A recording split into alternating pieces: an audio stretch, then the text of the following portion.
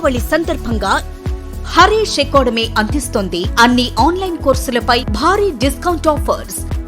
Group 2, SI, constable, CDPO, JL, DL full course ఏదైనా ₹499 మాత్రమే. ఈ ఆఫర్ అక్టోబర్ 28 నుండి నవంబర్ 5 వరకు మాత్రమే. సులభంగా జాబ్ సాధించే విధంగా లెజెండరీ ఫ్యాకల్టీచే రూపొందించబడిన స్టాండర్డ్ ఆన్లైన్ క్లాసెస్. మరెందుకు ఆలస్యం? వెంటనే హరీష్ అకాడమీ యాప్ ను డౌన్లోడ్ చేసుకోండి, విజయం సాధించండి. Harish the best academy. Phone number 8341116915.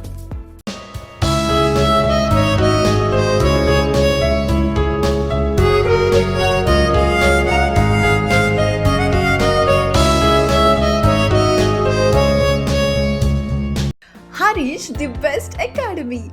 Hi friends, welcome to Harish academy. ఈరోజు వార్తలు నిలిచిన జాతీయ, అంతర్జాతీయ, రాష్ట్రీయ అంశాల గురించి, వార్తలు నిలిచిన వ్యక్తులు, అవార్డులు, పుస్తకాలు, మరి క్రీడా సంబంధిత సమాచారం, ఒక్కొక్క అంశాన్ని వివరంగా తెలుసుకుందాం. ఈరోజు మన ఫస్ట్ టాపిక్ వచ్చేసి పోటీ పరీక్షలకు ప్రిపేర్ అవుతున్న ప్రతి ఒక్క అభ్యర్థి రానున్న పోటీ పరీక్షలను దృష్టిలో ఉంచుకొని ఏ పోటీ పరీక్షన కానివ్వండి, ఏ స్థాయి పోటీ పరీక్షన కానివ్వండి, తప్పనిసరిగా చదవాల్సిన కొన్ని ముఖ్యమైన అంశాలు ఉంటాయి.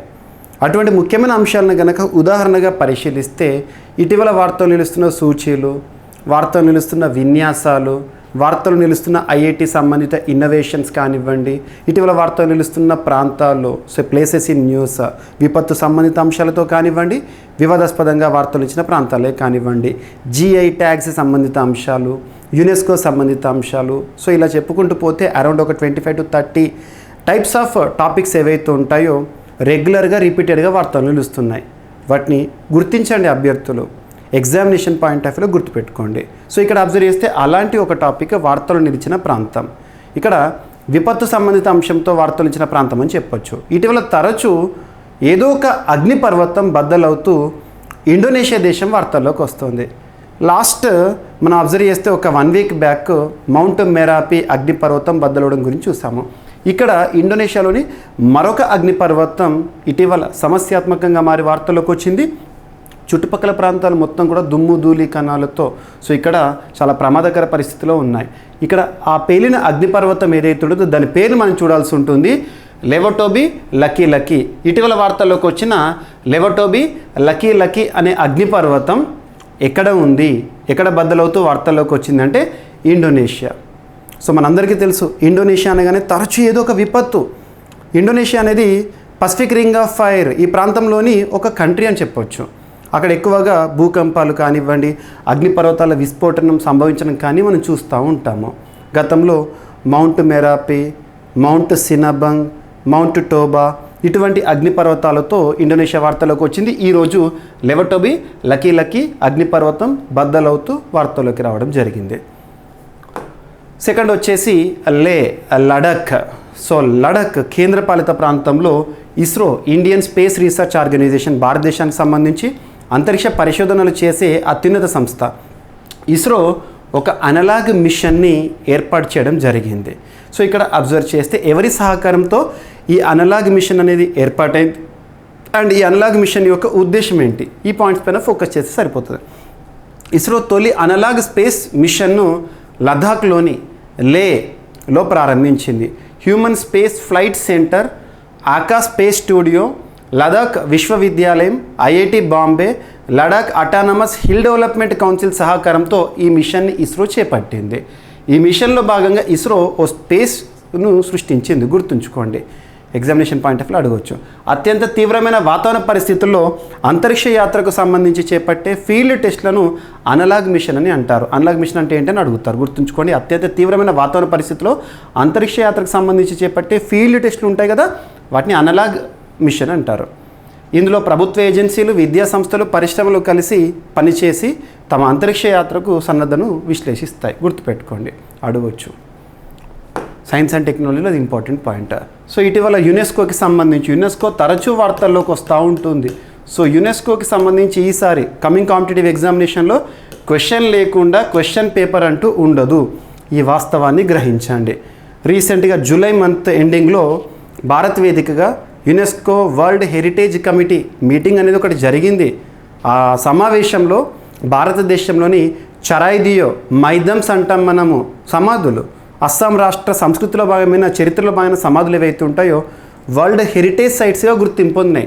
వీటి చేరికతో భారతదేశంలో ఇప్పటి వరకు 43 వరల్డ్ హెరిటేజ్ సైట్స్ ఏవైతే ఉంటాయో నిలవడం జరిగింది. గుర్తుపెట్టుకోండి. ఇక యునెస్కోకి సంబంధించి యునెస్కో క్రియేటివ్ సిటీస్ నెట్వర్క్ లిస్టులో ఇప్పటివరకు భారతదేశం నుండి 8 చోటు పొందినాయి.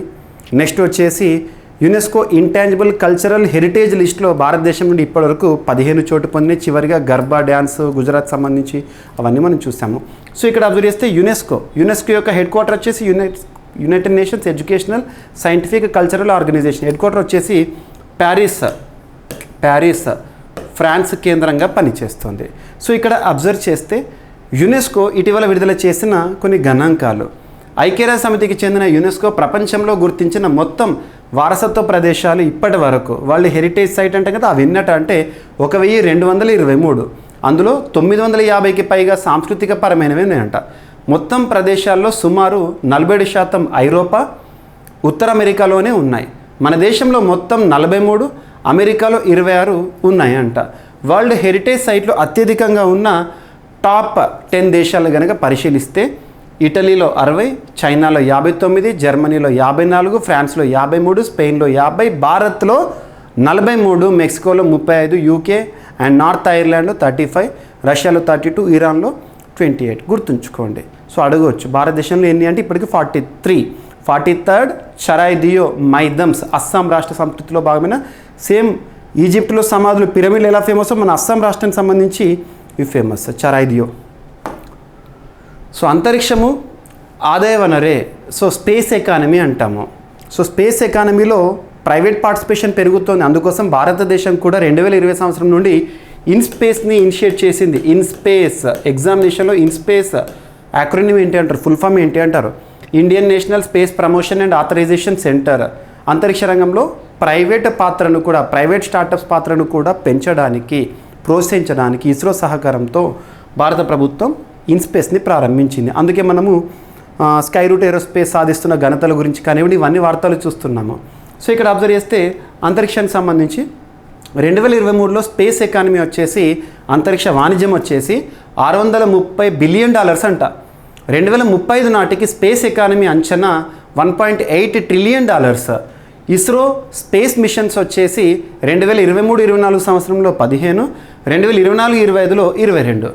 ఇస్రో పేరిట ప్రస్తుతం యాక్టివ్గా ఉన్న పేటెంట్స్ ఎన్నట అంటే 263. ప్రపంచంలోని స్పేస్ ఏజెన్సీల సంఖ్య ప్రస్తుతానికి 75 ఉందంట. భూమి చుట్టూ తిరుగుతున్న ఉపగ్రహాల విషయానికి వస్తే 2016లో 4256, 2024లో 10,019, 2030లో అంచనా ప్రకారం 58,000గా ఉండబోతోందంట. అండ్ 2023 ఆర్థిక సంవత్సరంలో ఇస్రో వాణిజ్య విభాగం new space India limited revenue వచ్చేసి 2,940 కోట్ల. గతంలో ఆంథ్రాక్స్ కార్పొరేషన్ అనేవాళ్ళం కదా అలా. సో 2023 ఆర్థిక సంవత్సరంలో న్యూ స్పేస్ ఇండియా లిమిటెడ్ లాభం వచ్చేసి 467 కోట్ల రూపాయలు. నెక్స్ట్ ఇటీవల కేంద్ర బడ్జెట్లో భారత అంతరిక్ష పరిశోధన సంస్థ ఇస్రోకు కేటాయించిన బడ్జెట్ వచ్చేసి 13,042.75 కోట్ల రూపాయలు. ఇదంతా సోర్స్ ఆధారము రెఫరెన్స్ ఏంటంటే అమెరికా అకౌంటబిలిటీ ఆఫీస్ ఇస్రోకి సంబంధించి గుర్తుంచుకోండి. నెక్స్ట్ విశ్వకర్మ PM విశ్వకర్మ యోజన అని చెప్పేసి చేతి వృత్తులపై ఆధారపడేవారు లేదా హస్తకళలకు సంబంధించి 18 రకాల వర్గాలను ఇందులో చేర్చడం జరిగింది. 2023 సెప్టెంబర్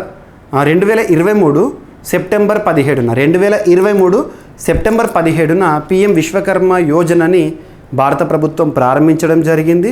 అందులో భాగంగా మనం అబ్జర్వ్ చేస్తే దేశవ్యాప్తంగా చేతి వృత్తులు కుల వృత్తుల వారిని ప్రోత్సహించేందుకు నైపుణ్యాలు పెంచేందుకు ఆర్థిక ఆదాయం సులభంగా అందించేందుకు 2023 సెప్టెంబర్లో ప్రధానమంత్రి విశ్వకర్మ పథకాన్ని కేంద్ర ప్రభుత్వం ప్రారంభించింది. ఈ స్కీమ్ గురించి ఖచ్చితంగా ఈసారి గ్రూప్ 3లో కానీ గ్రూప్ 2లో కానీ ఖచ్చితంగా క్వశ్చన్ వస్తుంది. ఆధారం national skill development corporation source. ఇక్కడ వాళ్ళు ఇచ్చిన గణాంకాలు 2024 నవంబర్ 1 వరకు 2.58 కోట్ల వరకు వచ్చిన దరఖాస్తులు ఈ PM విశ్వకర్మ యోజనలో బెనిఫిట్స్ కోసము. అన్ని దశలు విజయవంతంగా పూర్తి చేసుకొని రిజిస్టర్ అయినవి ఏంటంటే 23.86 లక్షలు. మొత్తం దరఖాస్తులు ఏంటంటే 2.58 crores. అండ్ ఈ వోచర్ల ద్వారా వచ్చిన సుమారు 15,000 రూపాయల ప్రోత్సాహం మొత్తంతో తమ వృత్తులకు పనికొచ్చే అత్యాధునిక పనిముట్లు కొన్నవారి సంఖ్య దాదాపు 10 లక్షల రూపాయలు. గుర్తుంచుకోండి. ఇక అత్యధిక రిజిస్ట్రేషన్లు జరిగిన రాష్ట్రం PM విశ్వకర్మ యోజన అనగానే ఫస్ట్ పొజిషన్లో కర్ణాటక, సెకండ్ ఇప్పుడు రాజస్థాన్, నెక్స్ట్ మహారాష్ట్ర, తర్వాత గుజరాత్, తర్వాత మధ్యప్రదేశ్, తర్వాత ఆంధ్రప్రదేశ్. సో గుర్తుపెట్టుకోండి. ఓకేనా. ఇక అత్యధికంగా ఏ వర్గాలకు సంబంధించి రిజిస్ట్రేషన్లు వచ్చినాయని చెప్పేసి కూడా ఇక్కడ మీరు చూడవచ్చు. సో నెక్స్ట్ టాపిక్ వచ్చేసి కాశ్మీర్కు రాష్ట్ర హోదా పునరుద్ధరణ యత్నాలు అని చెప్పేసి మనందరికీ తెలుసు 2019 సంవత్సరంలో కేంద్ర హోం వ్యవహారాల మంత్రిత్వ శాఖకి సంబంధించి కేంద్ర మంత్రిగా విధులు నిర్వర్తించిన అమిత్ షా గారు జమ్మూ కాశ్మీర్కి సంబంధించిన బిల్లును పార్లమెంట్లో ప్రవేశపెట్టారు. ఆర్టికల్ 370 రిపీల్కి సంబంధించి. సో ఆ ప్రక్రియ పూర్తయింది. 2019 అక్టోబర్ 31 నుండి అమల్లోకి వచ్చింది. అప్పటి వరకు రాష్ట్ర హోదాతో ఉన్న జమ్మూ కాశ్మీర్ కాస్త 2 కేంద్రపాలిత ప్రాంతాలుగా విభజనకి గురైంది. జమ్మూ కాశ్మీర్ రీఆర్గనైజేషన్ చూసాము. అందులో జమ్మూ కాశ్మీర్ వచ్చేసి అసెంబ్లీతో కూడిన కేంద్రపాలిత ప్రాంతము, నెక్స్ట్ వచ్చేసి లదాఖ్ వచ్చేసి వితౌట్ అసెంబ్లీ యూనియన్ టెరిటరీగా మనం చూసాము. ఇటీవల జమ్మూ కాశ్మీర్లో రాష్ట్రపతి పాలన ఎత్తివేత, ఆ తర్వాత జమ్మూ కాశ్మీర్ సంబంధించి నూతన ప్రభుత్వ ఏర్పాటు, జమ్మూ కాశ్మీర్లో ఎన్నికలు జరిగినాయి. దాదాపు 10 ఏళ్ల తర్వాత జమ్మూ కాశ్మీర్ ఎన్నికలు జరిగినాయి. అందులో నేషనల్ కాన్ఫరెన్స్ అధికారంలోకి రావడం జరిగింది. ఒమర్ అబ్దుల్లా వచ్చేసి ముఖ్యమంత్రిగా ప్రమాణ స్వీకారం చేశారు. ఇవన్నీ మనం చూసాము. సో ఇక్కడ జమ్మూ కాశ్మీర్కి ప్రస్తుతం లెఫ్టినెంట్ గవర్నర్గా విధులు నిర్వర్తిస్తున్న మనోజ్ సిన్హా గారు చెప్పిన మాటలు, జమ్మూ కాశ్మీర్కి పూర్తిస్థాయి రాష్ట్ర హోదా పునరుద్ధరించి రాజ్యాంగపరమైన హామీలన్నీ అందుబాటులోకి వచ్చేలా ఒమర్ అబ్దుల్లా సర్కారు పూర్తిస్థాయి ప్రయత్నాలు చేస్తోందని లెఫ్టినెంట్ గవర్నర్ మనోజ్ సిన్హా గారు తెలిపారు. 6 ఏళ్ల తర్వాత రీసెంట్గా సోమవారం రోజున తొలిసారిగా కొలువుదీరిన నూతన శాసనసభ సమావేశాన్ని ఉద్దేశించి ఆయన ప్రసంగించారు. ప్రజల ఆకాంక్షల్ని నెరవేర్చడానికి ప్రభుత్వం కట్టుబడి ఉంది, రాష్ట్ర హోదా పునరుద్ధరించాలనేది వారి బలమైన డిమాండ్ అని చెప్పేసి తన ప్రసంగం, గవర్నర్ ప్రసంగం అంట కదా, సో ప్రసంగంలో చెప్పడం జరిగింది. గుర్తుంచుకోండి. ఓకేనా. ఇక నేషనల్ కాన్ఫరెన్స్ నేత అబ్దుల్ రహీం రాదర్ స్పీకర్గా శాసనసభ ఎన్నుకోవడం జరిగింది. గుర్తుంచుకోండి. సైనిక ఉపగ్రహాన్ని ప్రయోగించిన జపాన్ దేశం ఇటీవల ఒక శాటిలైట్, మిలిటరీ శాటిలైట్ని ప్రయోగిస్తూ వార్తల్లోకి వచ్చిన దేశం జపాన్. ఆ శాటిలైట్ పేరు కూడా గుర్తుంచుకోండి, H3 రాకెట్ను ప్రయోగించడం జరిగింది. సో శాటిలైట్ వచ్చేసి చూద్దాము.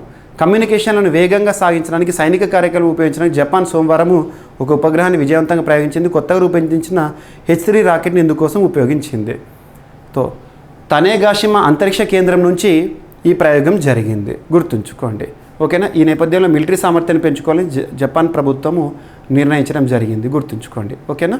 సైనిక కార్యకలాపాల కోసం ఎక్స్ బ్యాండ్ కమ్యూనికేషన్ ఉపయోగించడం జరుగుతుంది. అండ్ ఆంధ్రప్రదేశ్ రాష్ట్రానికి సంబంధించి రీజనల్ ఇష్యూస్. సో ఇటీవల ఆంధ్రప్రదేశ్ రాష్ట్ర ముఖ్యమంత్రి చంద్రబాబు నాయుడు గారు చెప్పిన మాటలు ఏంటంటే, రాష్ట్రంలో క్రీడలకి ప్రాతినిధ్యం లేదా ప్రోత్సాహం కల్పించడానికి ఉద్యోగాల స్పోర్ట్స్ కోటాను 3%కి పెంచుతామని చెప్పారు. ఒలింపిక్స్లో బంగారు పథకం సాధించిన వారికి 7 కోట్ల రూపాయలు నజరానా ఇస్తారంట. విశ్వ క్రీడల్లో ప్రతిభ చాటిన వారికి. ఆసియా, జాతీయ క్రీడలు, ఇతర పోటీల్లో పథకాల విజేతలకు భారీగా ప్రోత్సాహకాలు ఇస్తుందంట రాష్ట్ర ప్రభుత్వం. క్రీడాకారులకు వరాలు ప్రకటించిన సీఎం చంద్రబాబు నాయుడు గారు. ముఖ్యమంత్రి చంద్రబాబు నాయుడు గారు వరాలు కురిపించారు. ఉద్యోగాల్లో స్పోర్ట్స్ కోటాను ప్రస్తుతం ఉన్న 2% నుంచి 3%కి పెంచాలని నిర్ణయించారు. ఒలింపిక్స్లో బంగారు పథకం సాధించిన వారికి ఇప్పటివరకున్న ప్రోత్సాహకం 75 లక్షల రూపాయల నుంచి 7 కోట్ల రూపాయలకు పెంచారు. స్వర్ణ పథకం సాధించిన వారికి ఒలింపిక్స్లో. ఆసియా క్రీడలు, జాతీయ క్రీడల్లో పాల్గొని పథకాలు సాధించిన వారికి ప్రోత్సాహకాలు భారీగా ఉండాలని నిర్ణయించారు. గుర్తుంచుకోండి. ఓకేనా. సో ఈ నవంబర్ 9వ తేదీన ఆంధ్రప్రదేశ్ రాష్ట్రంలో ప్రత్యేకంగా ప్రయోగాత్మకంగా ప్రారంభం కానున్న సీప్లేన్ సర్వీసెస్. విజయవాడ, శ్రీశైలం మధ్య సీప్లేన్ ప్రయాణానికి 9వ ప్రయోగము. భారతదేశంలో మొట్టమొదటి సీప్లేన్ సర్వీసెస్ ఏ రాష్ట్రంలో? గుజరాత్ రాష్ట్రంలో. లాస్ట్ 1.5-2 ఇయర్స్ బ్యాకే మనం డిస్కస్ చేసాము. సో ఏపీ పర్యాటక రంగంలో మరో ఆవిష్కరణకు విజయవాడ వేదిక కానుంది.